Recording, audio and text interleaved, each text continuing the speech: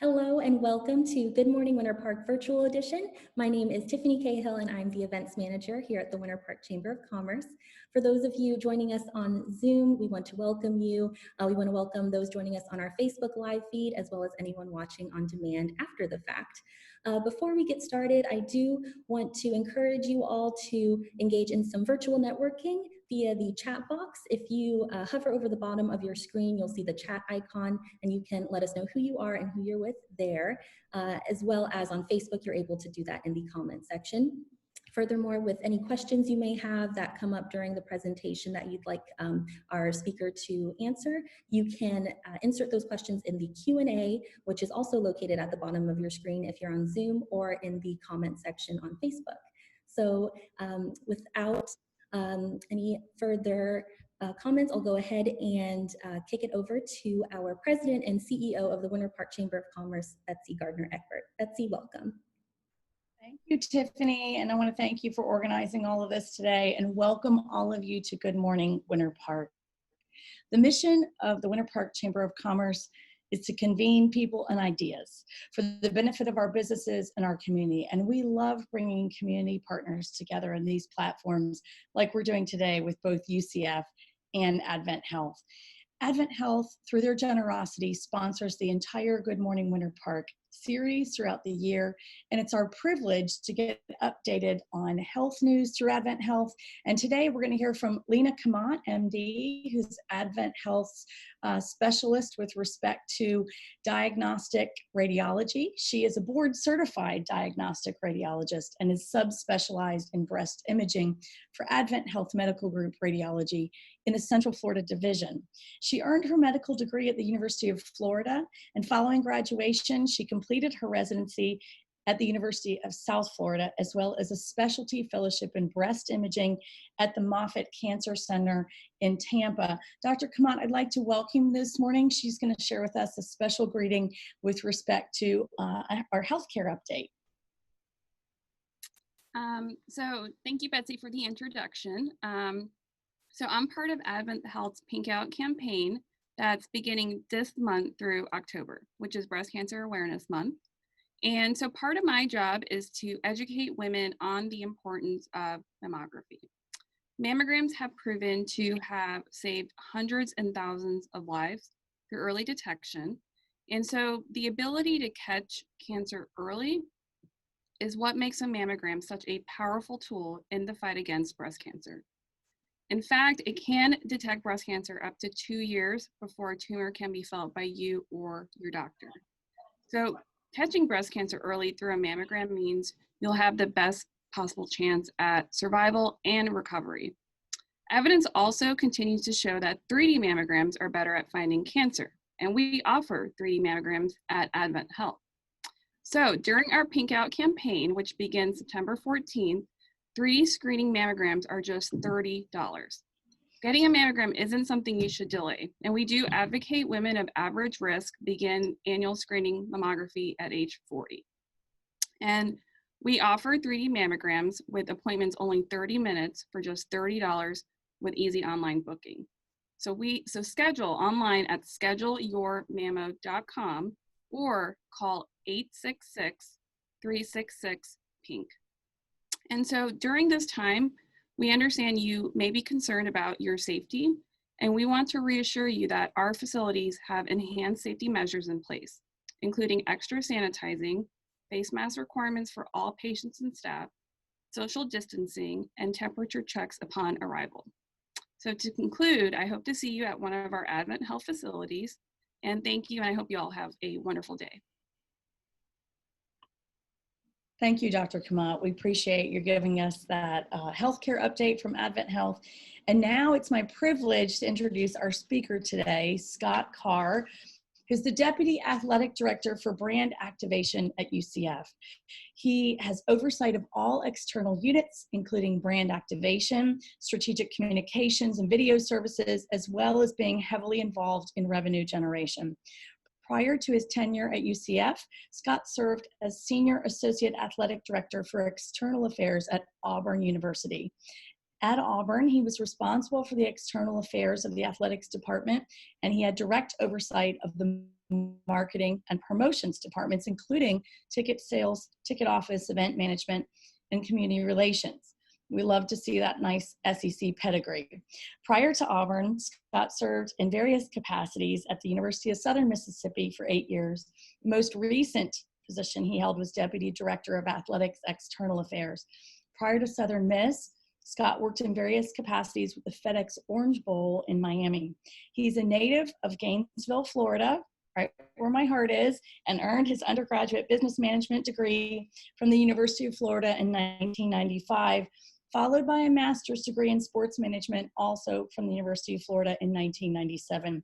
He's married to the former Pam Snow, and the couple have 2 daughters, Ashton and Katie, and we are all dying to hear from you, Scott Carr, about what's going on with UCF athletics. So welcome, and we're thrilled to have you here this morning. Well, thank you so much, Betsy, for having me. Good morning, Winter Park. I love this. It's Friday, and in college athletics, we never usually understand what Labor Day is. My wife and daughters know that Labor Day is the day that Dad goes in and labors on that Monday, because we have football games going on over the weekend of Labor Day, and then we've got to get back to work on Monday. So, be praying for all the families of those in college athletics who are going to have their husbands and wives with nothing to do on Labor Day weekend. So we'll be driving our families crazy trying to figure out what you do when you're not working Labor Day weekend. It's very new for me. It's been more than 20 years before I knew what a Labor Day weekend was. But let's try to get this great Friday started with a video if my technology will allow that to happen. So I'm going to share my screen here and see if we can get a little Friday video going for UCF here. Night Nation, you've allowed us to engage your timelines and entertain your minds. And all along, you've touched our hearts.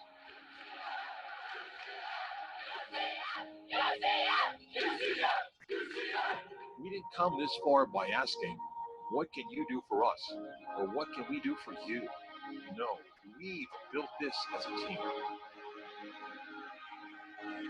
A community that has banded together and stood strong where others wouldn't. And just like then, we will proceed to charge on and fortify the hometown that made this team a family.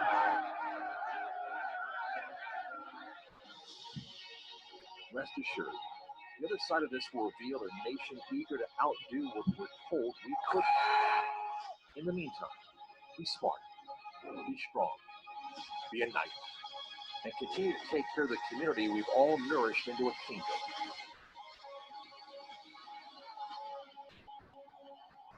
Go Knights.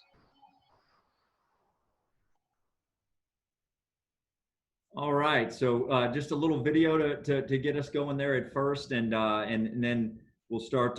We'll go through our presentation here as well. Let me get that going for us.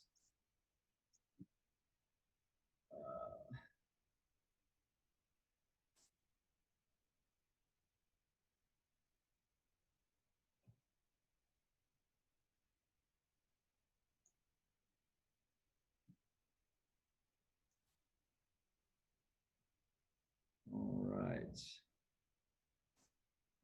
One more click, hopefully, and we'll be going here. Okay. So something that we say all the time, UCF, we're the future largest fan base in college athletics. And, there's a few reasons for that. We've got the city of Orlando, obviously, incredible place to live and work. As we like to say, we get to work where the rest of the world vacations. So just a great place here. The institutional profile of UCF, we'll talk about that as well. And then certainly some competitive advantages that we have here at UCF. As was mentioned in my bio, I've spent many years in the state of Florida. I've probably lived here about 35 years between Gainesville, Clearwater, Miami, Orlando, and was out of the state about 15 between. Oh, is that me? Let's see. Is that my computer?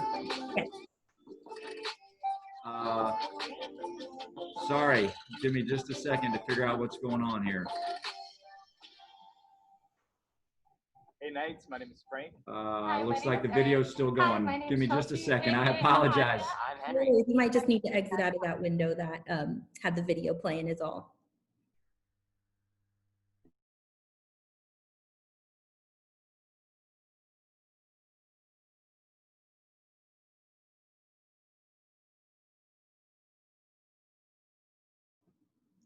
Technology on the fly. Sorry about that. Let me get us going again here. Maybe you can edit that out, Tiffany. Will do. All right, here we go. With no background music. So, City of Orlando, as you all are probably aware, very young, top DMA. We'll see that in a little while from a TV standpoint as well of just, how strong it is here.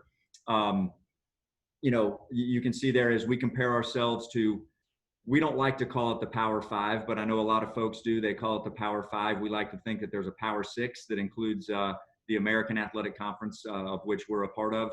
But when you see the ranking that Orlando has compared to the average ranking for those conferences, obviously we feel like we're very strong there. Here in the city of Orlando. Scott, sorry to interrupt you. You may need to reshare your screen so we see the PowerPoint. Oh, is it not showing up? I'm sorry. No worries, no worries. Yeah, give me just a second on that as well. All right, share. Is it showing up now? Yep, looks good. Okay, perfect. Good. All right. So we were talking about the the age. We were talking about the DMA. That just the market here and how it compares to other conferences that we're certainly wanting to go up against and be a part of. As we all know, when it comes to tourism, there's no place better. 75 million visitors. If you look at 2018, #1 tourist destination in America, that's just such a strength. If we're out recruiting prospective student athletes, we do recruit a lot internationally. Maybe not so much for football, but for a lot of our sports. And it's pretty easy when you're in another country and you say Orlando. Those young men and women certainly know exactly where you're talking about. That's certainly a strength for us. The local support. This is going back a few years. We haven't been the most tradition-rich basketball program, but when our team had a good year and we just went to the NIT Final Four in New York, it was just great. So many local folks here, whether it was the airport or the I or at Lake Eola, just lighting things up gold and putting things out on their social media channels in support of UCF. We like to call ourselves the Orlando's hometown team. It's one of those where, as has already come up on the some of the intros, everyone has ties to different schools. A lot of those could be here in the state, including myself. But living here in Orlando is you can still support your alma mater, but have UCF be Orlando's hometown team and cheer on the Knights if you're an Orlando resident. And so we're seeing that a lot from businesses and from individuals alike. Obviously, the growth and potential between Orlando and UCF. The enrollment here of nearly 70,000 students. Which means that when you see that alumni number there of 346, we're graduating 16,000 students a year, right? So when we say future largest fan base, there's not a whole lot of schools that can say they graduate 16,000 a year. So we know that we're going to continue to get larger. You heard my background. I came here from Auburn. Auburn probably has around 250,000 living alum. So even though they're a much older university, they've been around for well over 100 years, and we're just now going through we're in year 52 of there actually being classes on campus. So we're very young compared to a lot of others, but as far as the size of our alumni, it's huge, and that's a huge strength of ours as we grow our brand. Great quote here from Bill Gates when he came to visit campus about a year or two ago. UCF's proven that a university can have it all: a large, diverse student population, high standards, and an affordable tuition. This school proves that universities can be bigger and better, right? So we embrace the size that we are to go along with the quality of the education that we have here.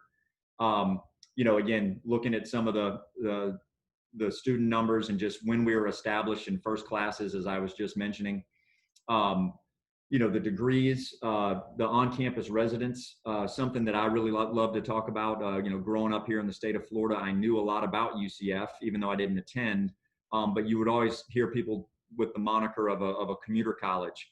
Well, there's over 11,000 beds on campus now, and there's again, going back to my Auburn roots, there was about 4,500 beds on campus, right? So you can just see that the what we're doing here on campus and having students really get engaged with UCF and what we have going on.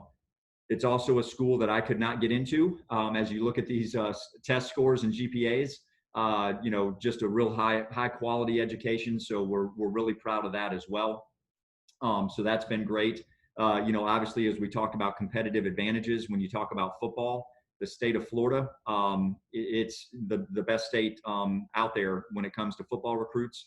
And what we like to say a lot of times is we have advantages across just about every sport we have where you can recruit in a car, right? The state of Florida, there's a lot of high quality competition in sports outside of football. So we know that that's a real competitive advantage for us as well. As we talk a little bit more about just our athletics department, it's not just the University of Orlando, but we talk about who we are. We did launch a strategic plan back in 2017. Mission and vision statements. As you all are probably aware, we are a challenger brand, as we like to say it. We're pretty bold. We like to be out there and have bold goals. We're not shooting for the floor. We're shooting for the sky. And you can see there with our vision statement, we want to be Florida's preeminent athletic program, representing UCF and our community with distinction on the national stage as Orlando's hometown team. There's a lot of really good athletic programs in the state of Florida, and for us to say we want to be preeminent with everybody else, those are bold statements, but we believe it, and we feel we've had some really good years, and we're going to continue to have some really good years moving forward. Just going through a few things here with our core values, of course, student athlete success, integrity, partnership, inclusion, and accountability. We stand by those on a daily basis. And then just a little bit more information. I won't read all this to you, but, we just have a lot of different priorities there with student athlete success, resources, our branding and messaging, our competitive success, and of course, our culture. So, you got to have that solid foundation. We were able to set that 4.5 years ago when Danny White got here, and I came in shortly after. And, we've really been working on this strategic plan that was for 5 years that we're still working through.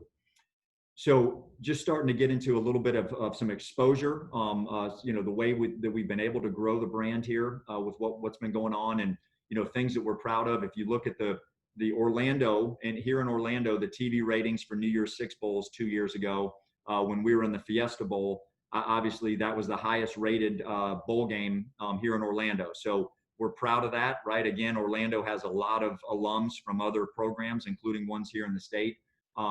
So to be competing and winning the market is something that's very important to us. And then you'll see as well with the license plates, you can see the growth that we're having there. We've doubled the number of license plates we have out there. Those are traveling billboards, as we like to say in marketing. You can see, obviously, there's other schools in the state that have a lot more license plates, but their growth percentage is not what UCF's is. And it's nice to be number 3 in the state right now, right? We've passed the University of Miami as far as the number of license plates. And, we're going to continue doing that as we grow our fan base as well. As far as some national exposure goes, so if you go back to 2017, the slide that you're looking at here, when we had, the first really special year, we went undefeated, went to the Peach Bowl and the national championship year. We wanted to measure the exposure for that. So the slide you're looking at was a 10-week period. It was from November 15th until the end of January. And it shows there in the bottom right-hand corner, you'll see over $171 million in exposure for UCF, which of course is also good for Orlando and for the area, the Central Florida area. So we were very proud of that and the exposure that football team and the success brought. Then, of course, the next year, 2018, we were able to host ESPN College Game Day. There's no bigger show, no bigger stage, if you will, for college athletics than having game day come visit you. Incredible scene here on campus. You know, we had more than 20,000 people that were on site. But this will just show you right here for 3 hours, the week leading up to it for social media and other exposure that was out there. And then the 3-hour show brought in $5.5 million worth of exposure. I wish it was cash, but it brought the exposure just by having that show on campus. And then we also did an analysis of the 2018 season. So this is a little longer time frame. So August 25 to January 31, a total of $205 million worth of exposure for that 2018 year. So, you know, just incredible what, you know, what a college athletics program and some success and really pushing your brand can do to, you know, to help your brand as an athletics department, but as a university and as a community, you know, to be a real partner in that is something that we're very proud of. You'll see here, just as we continue to talk more about exposure and the brand, what this is looking at, this slide represents that you'll see we're tied for 11th is ABC, CBS, Fox, NBC, ESPN, and ESPN2. So those 6 networks, how many games did schools have on one of those 6 networks but for the 2018 and 2019 season? As you'll see there, we had a total of 18 on those platforms, which tied us for 11th. We're in some really good company, right? You see my previous institution there at 8th, right? We're just right ahead of us by 1 game. So, you know, we're very proud of the national TV exposure that again, we're bringing to UCF and the area as well. As far as social media goes, really proud of our social media numbers and you know, the engagement. We talk a lot about engagement, not just how many people are, you know, are on your channels, but you'll see here, I'll run through these quickly. Instagram for our UCF Knights account, we're 11th in the country. And I just, as I go through these slides, just do me a favor and look at the brands that are in that top 25, right? They're brands that have been participating in athletics for well over 100 years. We started football in 1979. We became Division I in 1997. So, you know, we're a much younger brand than a lot of these schools that are very tradition rich and have been doing it for well over 100 years. Here's just as far as football goes for college football, you'll see us there 18th on Twitter, 19th on Instagram. So again, very proud of that with those brands we're going up against. You know, as far as this is for basketball, for men's basketball, Instagram account growth in the past year, you know, being number 6 there. You'll see my previous institution there. You know, they've got Bruce Pearl and went to a Final Four, so it's no surprise that they're there at 3. But it's great company to be in there as we want to grow our basketball brand as well. Obviously, you know, finances, money, revenue is something that's very important. So something that we did back in 2016 when Danny and myself first got here is we brought our sponsorship sales in-house. We were working with a third-party company before that, outsourcing our sponsorship sales. We brought that in-house.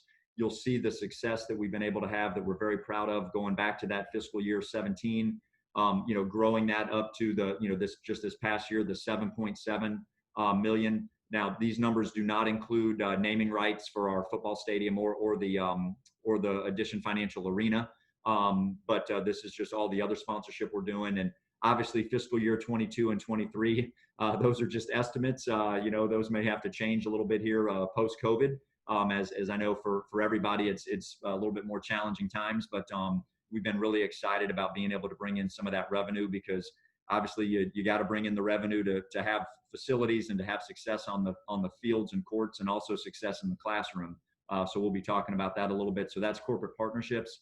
You know, our fundraising has gone really well. We like to call it championship resources here instead of fundraising because the way we look at it is we want to win championships. How do you win championships? One of the best ways to do it is to raise money so you can have the best coaches, the best facilities, be able to provide a great student athlete experience. So we like to call it championship resources here, but you can see how those numbers have just really gone up. You know, the gold bars on there is actual cash we've received, and the white is gift commitments. So we just continue to to have our alums and even just local folks that really want to support UCF step up in a big way, and we're so appreciative for what they're doing.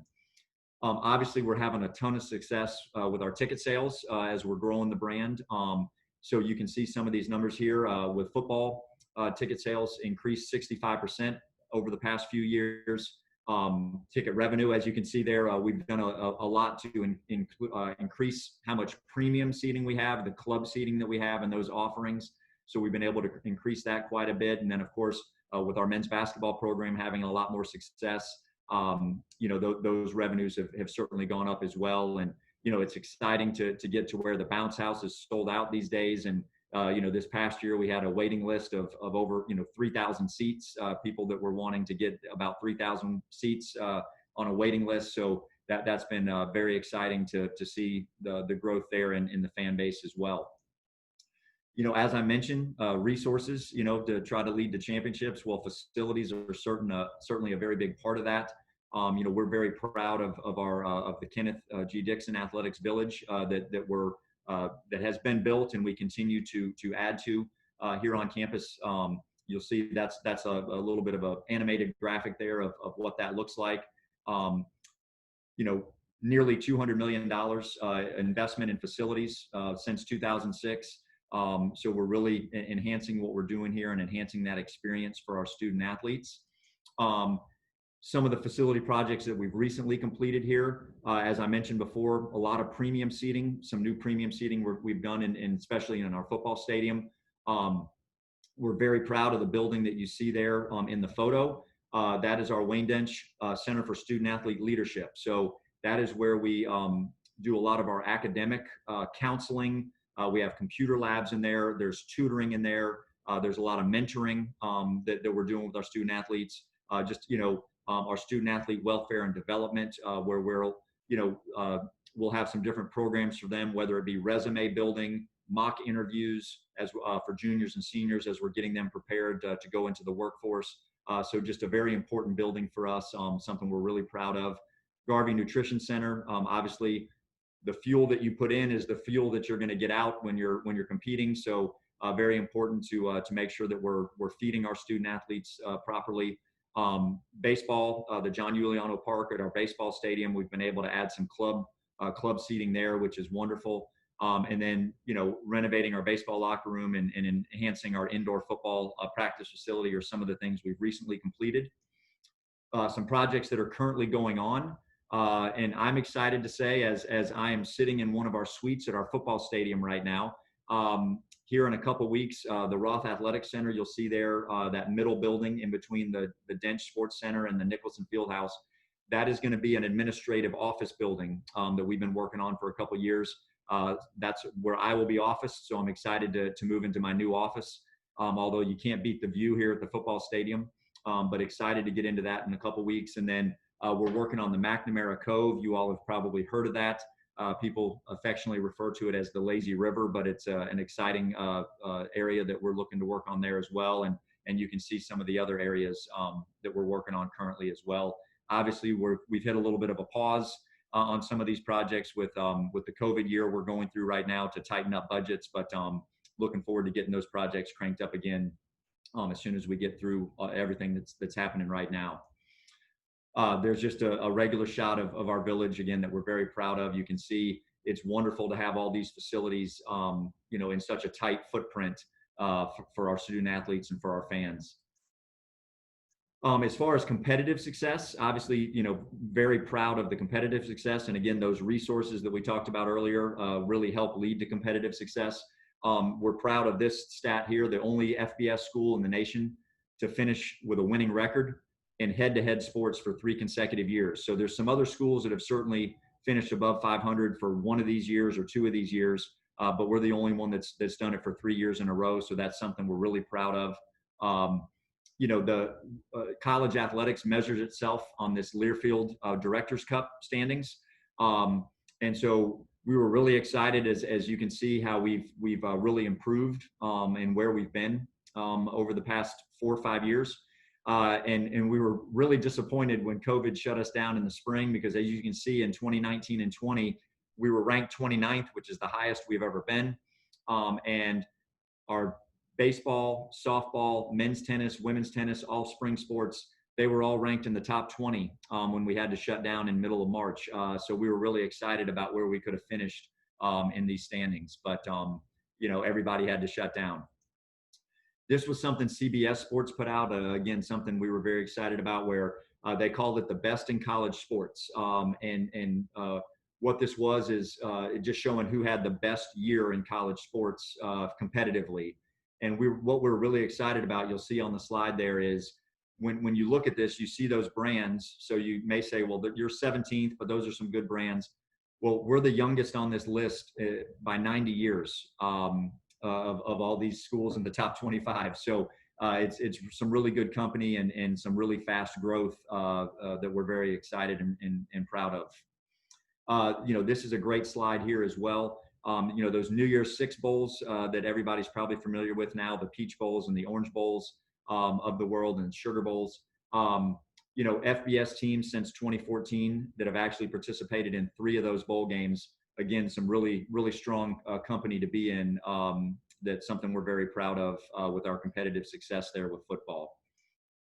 Obviously, we are extremely proud and we emphasize academics here. 25 consecutive semesters with our overall athletics student athletes having a 3.0 GPA or higher. So something we're very proud of. And when you hear 25 consecutive semesters, you may go, that sounds good. What really resonates with me is that means that's 12 and a half years of having a 3.0 or higher. So we certainly take our academics very seriously here at UCF. This is the slide that I really like to end this presentation on, and I'm just going to read this to you because we're proud of this. Andy Staples back in 2018 for Sports Illustrated. And for those and I know some folks on here have mentioned your Gators. So a quick little side story on that. So Andy Staples was a walk-on at the University of Florida football team when I was a graduate assistant equipment manager. So but that's not why he wrote this, but just a quick small world story for you. But he said, it's difficult to pinpoint when the University of Southern California became USC for people outside the Southland, or when Louisiana State University became LSU for people outside Louisiana. But it's relatively easy to determine when the University of Central Florida became UCF to the people outside the borders of the Sunshine State. It happened January 1 when the Knights beat Auburn in the Peach Bowl to cap an undefeated season and then declared themselves national champions. So again, something that we're very proud of there as well. I know I need to wrap up in the interest of time, but just let me spend about 2 or 3 minutes because you're probably curious about some of the things of what's happening today, what's going on right now with UCF with COVID. So we put a lot of information out earlier this week. We have been approved to host 25% of our stadium capacity here at the Bounce House for football. Our first home game will be October 3rd against Tulsa. We don't have a game time yet on that. So we are currently just started yesterday, going out in a priority order to our season ticket holders to see who wants to opt in and come to games this year and purchase, that limited supply of tickets that we have available. So we're working through that and had a good day yesterday with a lot of positive feedback from our fans. Obviously going to do everything in our power, working with, state and local health officials to create the safest environment possible. Including, the requirement of masks being worn. Of course, there's already the 25% capacity. Unfortunately, we are a very strong tailgating fan base here, but we will not be able to allow tailgating, at least as we start the season, just, to keep folks socially distanced in that regard. Obviously, we'll be taking all the precautions of the 6 feet of social distancing at gates, at concession stands, more of the grab and go type food that we'll have in the stadium as well. So, doing everything that we can to create the safest environment that we can so that we can have a season. Our plan right now is to have 4 home games. Those will all be our conference games. So Tulsa and Tulane and Temple and Cincinnati will be our home games. We'll play a total of 9 games. Our first game of the year will be September 19th. So 2 Saturdays from tomorrow against Georgia Tech there in Atlanta. So we're really excited about getting the season going there with them. And and the rest of our sports, because so men's soccer, women's soccer, volleyball, and cross country are our other fall sports. The way the NCAA does things is if 50% of the teams or less, or 50% of the teams or more, excuse me, are not planning to participate, they will not have their championships. So they won't host a national championship. So what the NCAA came out in the past 2 weeks and said is, we're going to take the fall national championships and move those to the spring. So we as a conference decided, well, we'll move the soccers and the volleyballs to the spring so that they can have a chance to compete in the NCAA postseason, because that's what it's all about, is winning those championships. Football has stayed in the fall because the football bowl games and the college football playoff have said we're still going to have our championship in the fall. So football remains in the fall, but those other sports have moved. So with that, I'm going to do my best to unshare my screen and see if there's any questions. Wonderful. Yes, as Scott mentioned, we do have some time for some audience submitted questions if you are interested. So to ask those questions, if you're here on Zoom, you're able to do so by the Q&A feature that's located at the bottom of your screen. You can just insert your question there or in the chat. And if you're watching on Facebook Live, you are able to ask your question in the comment section below. And we do have one question from Facebook that, and I know you touched on this in your presentation already, but if you wanted to expand, how has the student athlete experience had to change or adjust in the 2020 year? Sure. Yes, it's been really difficult for our student athletes because they want to practice. I know that sounds strange to some of us. I may get on a treadmill, but I don't really want to. They actually want to practice. They want to train. And we had to pretty much shut our facilities down and really send them home back in March to have the safest environment. Hey, go back home, finish taking classes online. So it's been very disruptive for them, both academically, physically, and just not, and from a camaraderie standpoint, not being around their teammates in person. So it's been challenging. And then, of course, if they were a spring sport, their sports were shut down in the middle of a season, right? Our women's softball team, they were ranked 7th in the country and just having a phenomenal year. And, it was going to be our most special year ever. And unfortunately, they weren't able to finish that season. So that's been really tough. But we've been able to bring them back. They've been great.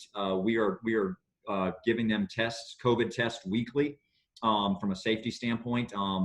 Very strict with our contact tracing. If there is a positive, we're making sure that we're real strict with contact tracing.